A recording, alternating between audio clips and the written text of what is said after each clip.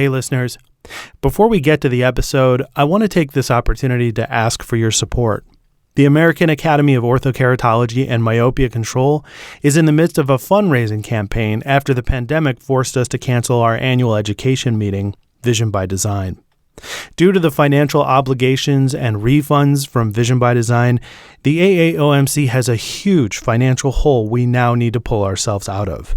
This means that the future of the Academy and Vision by Design is uncertain, and we have no choice but to ask for your support in order to help make sure that the AAOMC and Vision by Design survives. If you're a dues-paying member, we have a fundraising drive running with benefits to supplement your membership, which you can find by clicking on the banner at the top of the Academy website, which is aaomc.site-ym.com. If you are not a dues-paying member, please consider becoming one. AAOMC paid members enjoy many benefits in addition to supporting an organization devoted entirely to the practitioner and specialty care. And finally, please only give if it in no way brings you harm. We understand that these are difficult times, which makes asking you for your support that much more difficult, considering not everyone is able. Thank you. And now on to the episode.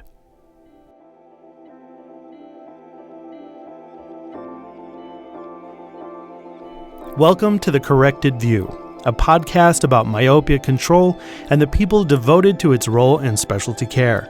I'm your host, Matthew Herzberg, the Executive Director of the American Academy of Ortho-k and Myopia Control. In each episode of this podcast, we discuss news, education, and important topics in and around Ortho-k and myopia control.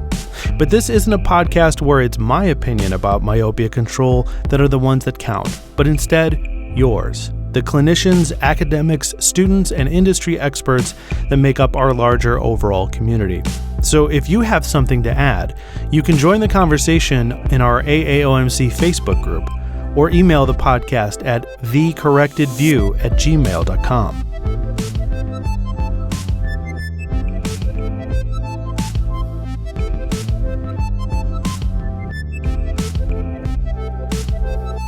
The episode I have for you today was originally slated for a February release, but unfortunately, the Academy had to cancel our annual education meeting, Vision by Design.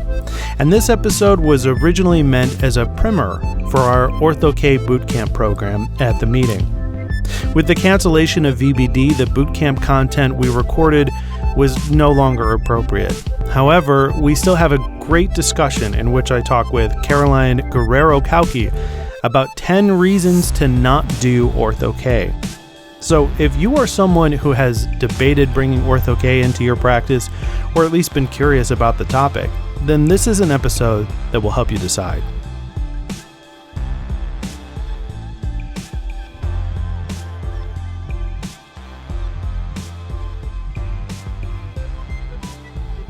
I have with me today Dr. Caroline Guerrero-Kauke, board member of the American Academy of Ortho-k and Myopia Control, and the fellowship chair of the International Academy of Ortho-k and Myopia Control. Caroline, welcome back to the program. It is my pleasure. Thank you. So I figure what we would start off with is some basic questions. Like when we have a booth at other meetings and we interact with doctors, you and I are kind of a great team. Sure. And one of the ways that we're a great team is I can start that conversation and then I can hand them over to you because there's only so much I can talk about. And you're really the closer, the way that I see it. So I think we make a pretty good team when we're talking to people. And I've always kept track of some of the things that people say to us at the booth as to why they don't want to do Ortho-k or they haven't done it yet. Maybe they've been thinking about it. You know, Vision by Design is a meeting that people are definitely thinking about. And what is it taking for people to make that step from, being a person who's thinking about it to a person who's going to do it? So true. Let's hear them. Okay. Here's the first one. Ortho-k is too difficult. What's your response to that?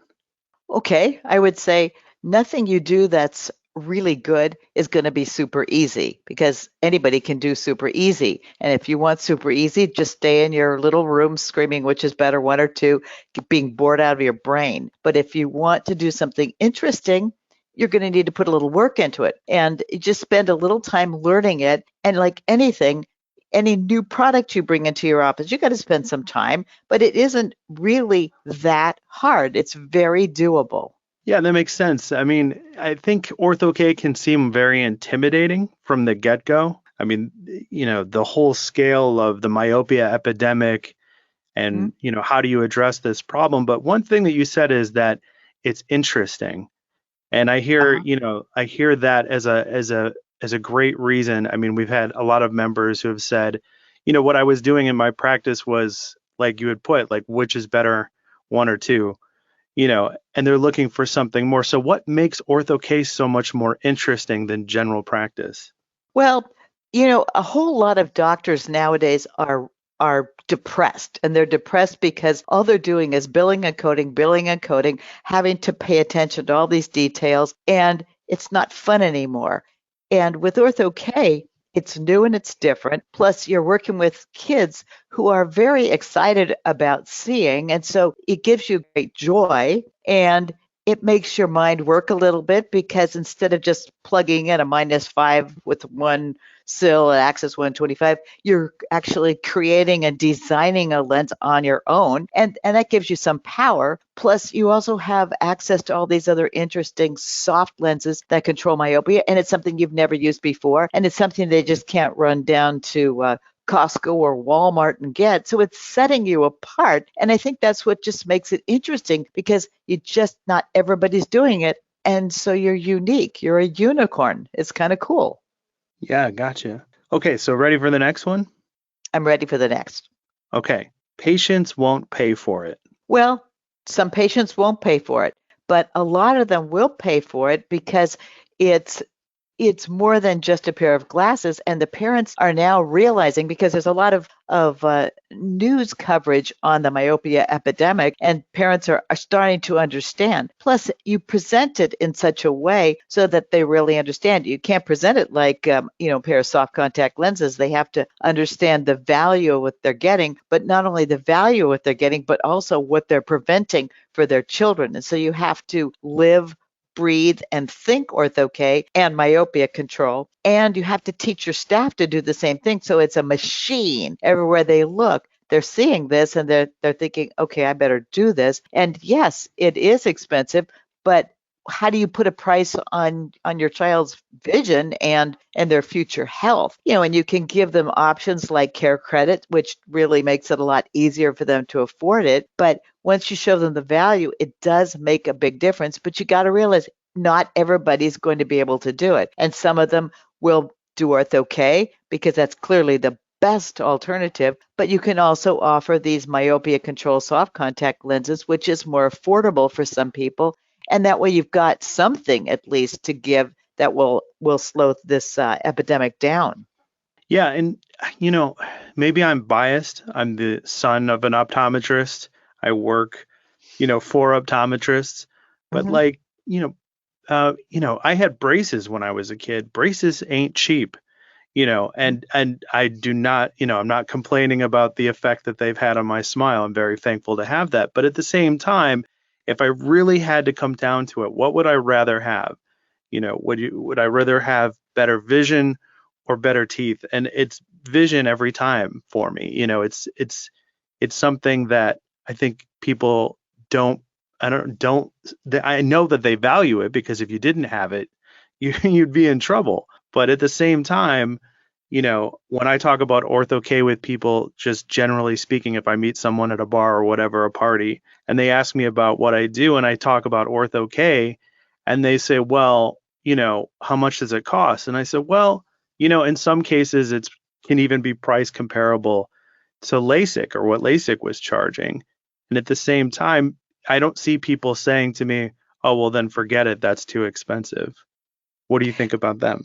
Well, yeah, and that's true. And optometry is a little bit behind the mark, because the orthodontists are amazing at marketing their profession, and they've done a wonderful job of it. And I don't know quite how they've done it, but it's mainstream, and we are a little bit behind that, but we're becoming mainstream and doing just what they do, in that we're spreading the word, we're spreading the excitement. And I think if you do that, if you explain, compare it to LASIK, but of course for little kids you wouldn't do that because they can't have LASIK, but you have to just basically educate the parents as to what the risks are. And this isn't just a matter of straightening your teeth so you can smile better.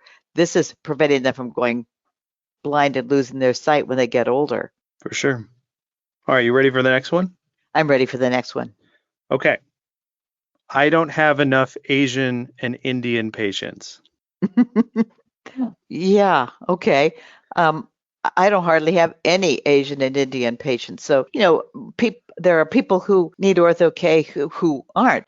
Sure, if you're in an area with Indian and Asian people, you're going to have a whole lot of patients. But you can also work on increasing, because Asian and Indian people are everywhere. You don't have to actually practice in a particular neighborhood, but you can go out there and visit some of the Asian and Indian schools, because they have those after school things, and spread the word. But you have to actually go out there and put yourself out there, which is uncomfortable for some people. But their population is out there, and they aren't all Indian and they aren't all Chinese or Asian. So I don't think that's a gigantic concern. I think the people that are in those communities have it easier, but this doesn't mean we don't have patients. There's plenty of patients to go around. Yeah, and that's a good point you made about the school system, like the Chinese school. With Carrie, back when I was a kid working in the office, I remember on Saturdays, he would, aggressively try to get into the Chinese schools. And he would always, he would find that person to talk to and explain that he could give a presentation to parents while they waited for their kids and what the value of it was. And it wasn't an easy thing for him to do, but he worked at it and he found his way in. And then, it was like a naturally occurring referral system. So, it just took some effort on his part to get out there and be a part of that system. So, yeah. That question kind of goes along with the next one, in it being that the next reason I've heard is my patients are in a low income bracket, so they can't afford to do Ortho-k.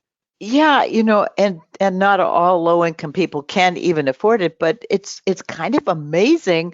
But when you really present it properly, they find the money. And I'm not sure where they find the money from, but I've had a lot of patients who were low income, and all of a sudden they're signing up for Ortho-k, and it's like, okay, that's really wonderful, let's go do it. And it's always surprising to me, but they find a way, and they may get loans from family members because they value how important this is. But yeah, you're right, low income. There's one of the doctors in the academy that works at a Walmart, and she has plenty of patients. The That's people right. just, it's a matter of priority.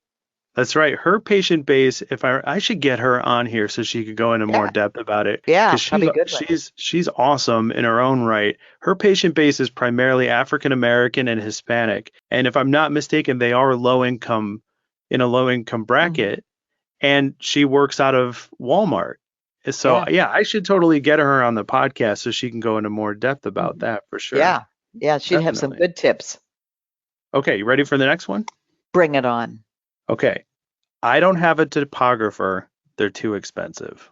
Oh man, is that so not true? I'm telling you. I was shocked when I first, I got a topographer quite a while ago, but then I upgraded to a MedMont, and I don't know, it was like $12,000, which I don't think is very much money compared to what do you call it? Like an OCT, which is like $80,000. So this is a drop in the bucket. And Oculus has an incredible Pentacam, and they are working with Wave to get a deferment on some of the Wave lenses, so that if you order enough Wave lenses, you can get this really terrific Pentacam at like like hardly any money at all on a lease basis. And they'll be introducing that in at the VBD. And I was just blown away by it because the Pentacam's like, wow, really, really amazing. And, so really, it is not that expensive, and you got to have one. But once you get it, oh, you just love it. If you don't have a topographer, oh, you will love it. It'll become one of your favorite instruments because, of course, it helps with Ortho-k, without a doubt, no doubt about that. But the other cool thing is you sometimes get some patients who you just can't get them seeing really well, and you're scratching your head and you can't figure out why and what's going on. And then you throw them on the topographer and they have keratoconus. Well, how would you have known that before? Because you can't see that on a keratometer. And so now you know what's going on, and you could possibly fit them with a scleral lens, and their life has changed. And so you got to have a topographer, and believe it or not, they're very, very affordable. And now I'm ready for the next question. Okay. All right. So this is one I've heard actually quite a bit, which is patients get older and then they stop wearing the lenses. So why bother?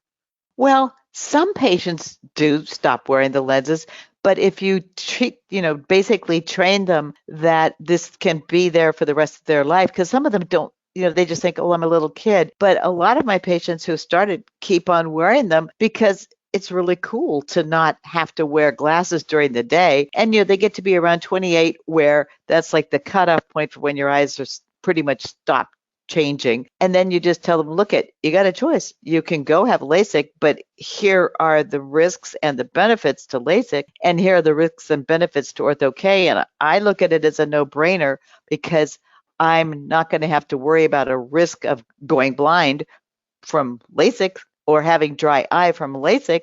I have Ortho-k, and yeah, I got to mess with my lenses at night, but I know that it's protecting my eyes and I don't have to have that risk. And, a lot of them stay, some of them don't, but then you have plenty of adult patients you can fit too. So it's not necessarily all kids. Plenty of adults want Ortho-k too.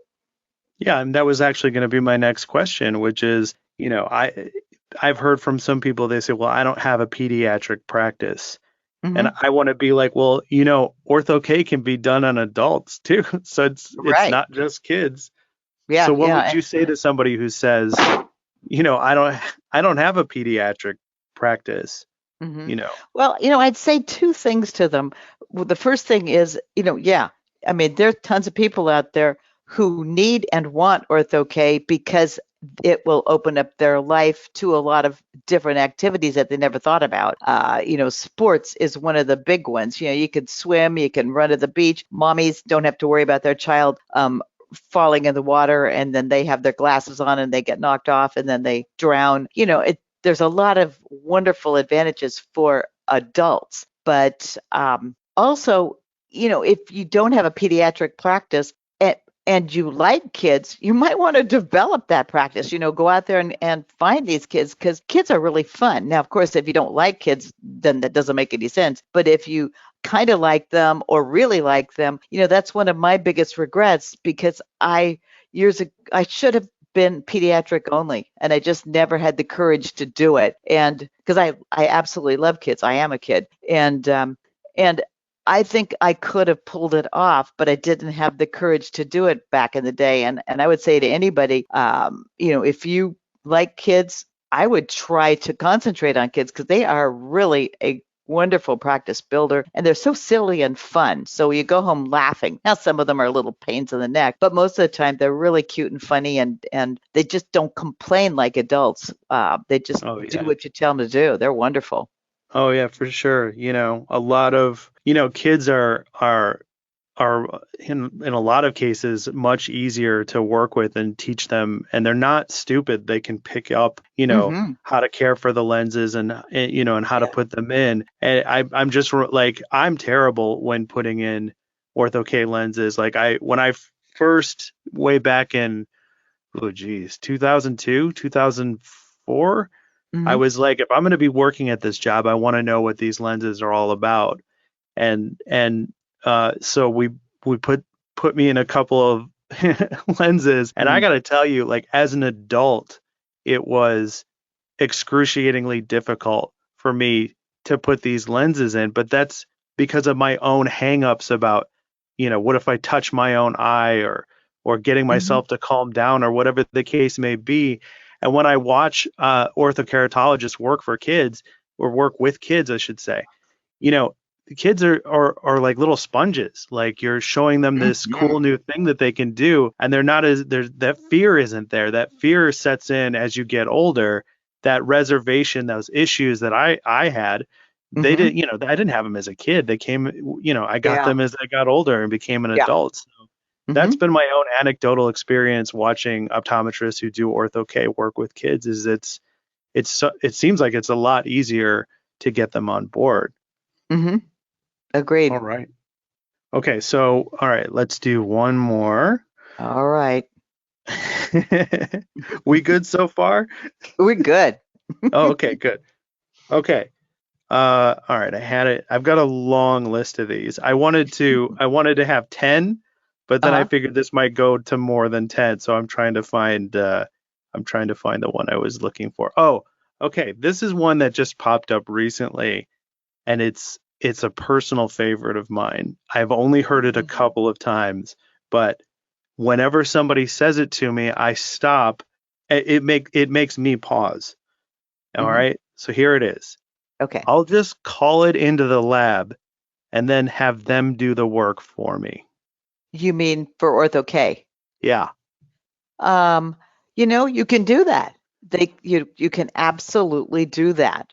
And there are so many great labs out there that are willing to do that. And some people really prefer that. You have a topography, you have Ks, you send the information, the power, the diameter, you send it to the labs. The labs are great. They'll fabricate a lens for you. And they'll also help you troubleshoot if it doesn't work. And that is, it's not the way I like it. I like more hands on. I like to design my lens personally. It's just what I like to do. And I think they work a little bit better when they're custom designed. But you can do it this way. And certainly in the beginning, you can do it that way. It makes it easier for you. That's fine. And then as you get your feet wet and you really get excited about it, okay, you branch out. And you can't really just fit one lens for the rest of your life. I mean, that doesn't make any sense. You got to be able to fit two or three types well. And so in the beginning, maybe you want to start out with I call up the lab, I give them the information for, a year while you're getting really comfortable. And then you're going to branch out and try something else. And it all works. But in the beginning, sure, I don't have any problem with that. Do you have a problem with that? I mean, so I have sort of a problem with this Uh-huh. because I get everything that you're saying. It makes perfect Hmm. sense to me. The problem I have is that I feel like the lab's not going to be able to be with you at all times. And you have a great support system, especially with a lab like Context, like Steve Ernst is an amazing guy. That company will definitely work with you, but Hmm. you're going to get thrown a curveball.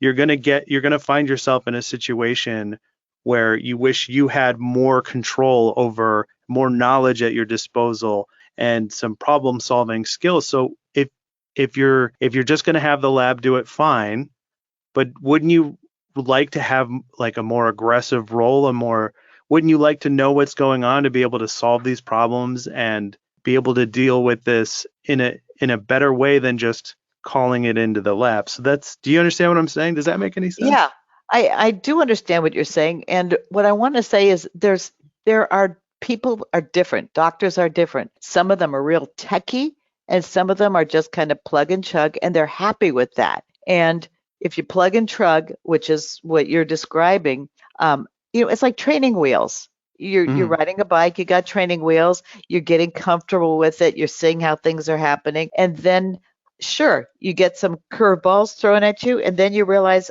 okay, so I could do plug and chug on some, but maybe I need to do a little bit more. And then you evolve and you evolve and you evolve. And so I don't fault anybody for wanting to do that in the beginning. It's just when they're well experienced, they probably will realize you can't do that for everybody because sometimes you get some challenges. Okay, so here's the one that I have difficulty speaking to. So this one Okay. might be all of you. So I have heard from some people that it's too difficult for them to have the whole dialogue about Ortho-k with parents. Like the parents aren't open to it. It's a too difficult conversation. Parents aren't interested in it, and they feel like they're wasting time. Now, this one is not exactly in my wheelhouse. Let's see, Justin Bazan is a great example of a doctor who every patient that comes into his office, he puts an iPad in their hands in the waiting room and it plays a video about Ortho-k. It's a video we made, actually. Mhm. I don't know if he still does this, but he did it Yeah. when we originally talk about it. If he's either Right. doing something better or he's doing this. The point Mhm. is, if he can find a way to put that in front of every single patient that comes into his practice, then that's where I kind of have a difficult time with this. Now, I'm not in a position where I'm talking to parents, so that's why I was thinking maybe you should speak more to this than me. How do you have that conversation with the parents? Well, it depends on the child. I mean, if the child has risk factors, what I do and what a lot of doctors do is we have a risk calculator that we fill out. And this risk calculator puts in their ethnicity, how much screen time, how much outdoor time, what's their prescription right now, what was it a year ago, what are their siblings like, what are their parents like, just this whole risk profile. So what I do is I fill that out, and then that's a great way to start out the conversation, because you look at the parents and you go, okay, I've completed this risk profile because we know their eyes are changing. The question is, what kind of risk is your child at for getting these various types of problems? And you go through that, and it comes up with a number. It's like from 0 to 10 is low risk, 10 to 20 is medium risk, 20 to 30 is high risk, 30 and above is ridiculous, and you use that piece of paper to start the conversation, and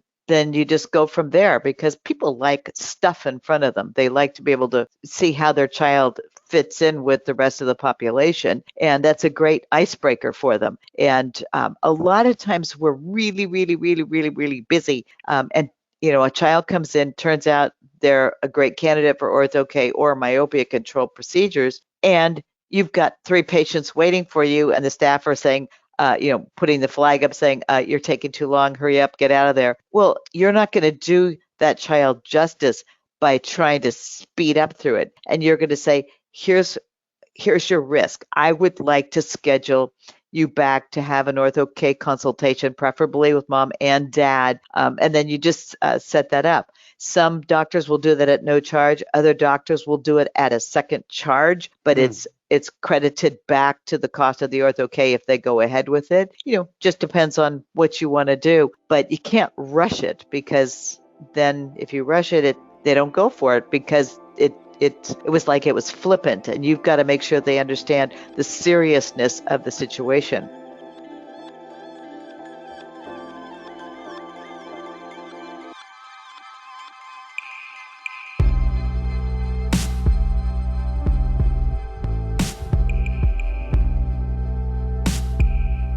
Well, that's it for this episode of The Corrected View. Remember that this is a community-based podcast, so it's not my opinion that matters about myopia control, but yours. If you have something to add to the discussion, by all means, join us in the AAOMC Facebook group or email the podcast at thecorrectedview@gmail.com.